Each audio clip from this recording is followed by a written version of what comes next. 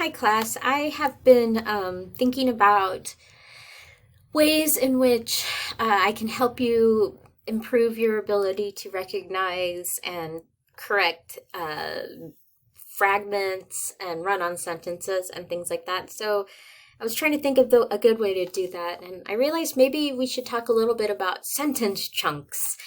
We can talk about those as phrase types or whatever, but if we can get the hang of recognizing how different chunks of words work together, that might be helpful. Um, so let's jump into it.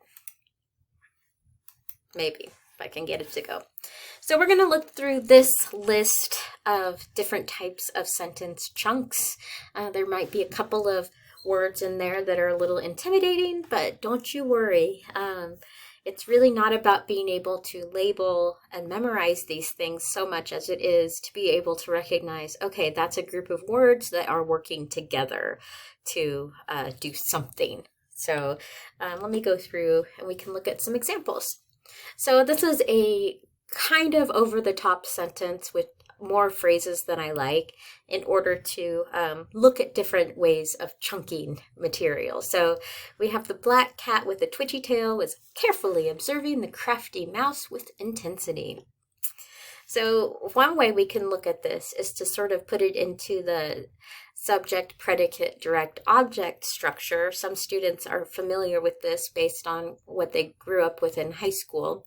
So if we do that, we can highlight it and see a noun phrase, your verb phrase, and another noun phrase. Interestingly, the verb phrase is sort of chunked out in this one. So let's look at the two noun phrases.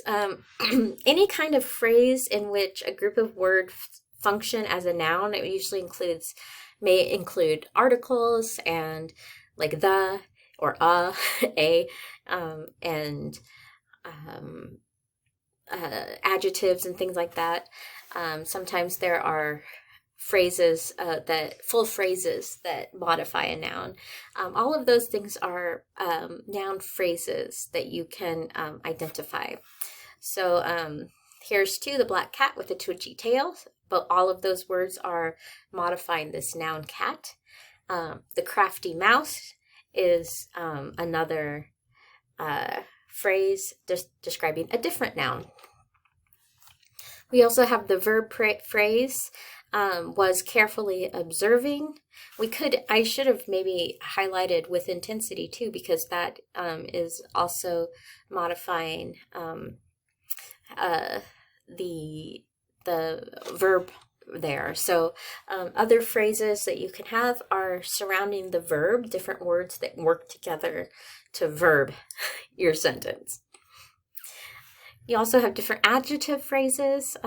Sometimes it can be one word or a full group of words. Sometimes you have a phrase that modifies a noun that isn't just a single adjective, but it acts like an adjective. So with the twitchy tail is our example there. So we're looking for groups of words that operate in a certain way. You also have adverb phrases in which you have words that modify the verb in some way. Sometimes it's just one word, or they can also be more intense. With intensity is probably a good example of a longer one. Oh no, that's a prepositional phrase. Anyway, that modifies the verb. Anyway, so actually, let me go back and look at that. With intensity is still an adverb phrase, even though it starts with a parent prepositional phrase. So that's where we get into some interesting things with the English language. So when we as a kind of a refresher, many adverbs are words that end in ly, really, prettily, craftily, smartly. Those kinds of things. We also have a lot of words that don't end in ly, but also will work occasionally, like adverbs. So this is where we think things get interesting, because different phrases can serve different purposes and do different things. So words that begin with the preposition, or a group of words that begins with the preposition, is a prepositional phrase. It's good to be able to recognize these. Prepositions look like this. They are well, there's lots of lists that you can look at online, and today isn't about memorizing. It's just about getting some strategies in for noticing these phrase chunks. So you can look these up to get a better sense of these. I had to memorize these in one of my English classes at one point. Isn't that nuts? I do think it may have helped, though. I'm not sure. So what's interesting about prepositional phrases is that they can serve as those adjective phrases in which they modify the noun. So with a twitchy tail, that's a prepositional phrase that's acting as an adjective phrase. And here's that prepositional phrase that's acting as an adverb phrase because it's modifying the verb. Again, we're looking for chunks, and trying to see how they interact is really what we're trying to do. Naming them, not so important. Here's another funny thing. Prepositional phrases can sometimes act as nouns. So you may have a phrase that's like, during the moment of silence. Okay, something's going to happen, right? Nope, because that is. During the moment silence is the worst time to blow your nose. In that sentence, during the moment of silence, that prepositional phrase is acting as a noun. And oh, here we go. Yeah, I'm glad I said this. I think that these kind of prepositional phrases that act as nouns are kind of awkward, and I would avoid them if you can manage it. And in general, don't overdo it with prepositional phrases. My example that I have with a twitchy tail and with intensity both being in the same sentence, that's too much. I just did that so that we had lots of chunks to look at in the same sentence. Another type of phrase that's kind of fun and a little bit, complicated, and maybe not something that we encounter every day, are what they call gerund phrases. This is when you have an ing verb that acts like a noun. So wiggling his butt is the cat's favorite hunting tactic. This strategy, this hunting tactic of wiggling his butt, that's a noun, and that's the main noun in the sentence. So sometimes you may have a phrase where you have an ing verb that acts like a noun. You can also move those around, by the way. They can go at the beginning or the end. They are a phrase that are movable. You can also have a single word that's not necessarily a full phrase, that in which it looks like it's a verb, but it's actually acting like a noun. So in this case, the mouse's deft scurrying, that is acting as a noun because it's the thing that the cat doesn't appreciate.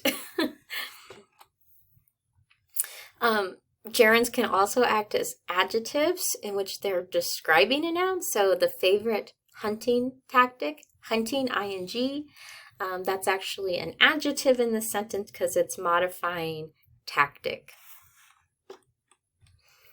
One more type of phrase to keep your eye open for are what they call infinitive phrases. If you ever take a foreign language, especially a romantic language like Spanish, French, Italian, those kinds of language, you'll learn about infinitives, which are the to verb form of the verb. So in this case, we have this infinitive phrase, to pounce. It weights to pounce. Those kinds of phrases, sometimes we talk about don't split the infinitive. When they say that, they mean Don't put something in between the to and the pounce. So the cat waits to aggressively pounce. I don't mind if you split your infinitive, but some people may. Here's another weird English language thing. Don't confuse your infinitive phrases with prepositional phrases. What? Yes, because to is also a preposition.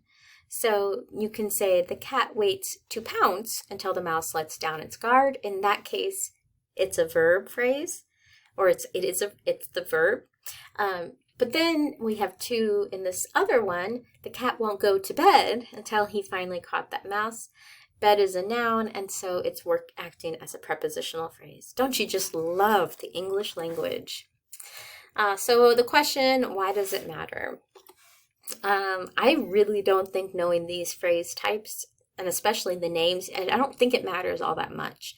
But what does matter is being able to kind of recognize where you have sentence chunks, and so that you can be aware of how to manipulate them, move them around, and use them to create sentence variety in your papers.